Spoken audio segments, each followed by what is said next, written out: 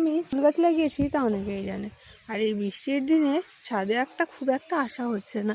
তো আজকে হঠাৎ আসলাম, এসে দেখি আমার গাছে নতুন একটা ফুল ফুটেছে। এ দেখো, বাদ বাকি ফুলগুলো আমি দেখিয়ে দিচ্ছি আগে, তারপর নতুন ফুলটা আমি দেখাচ্ছি।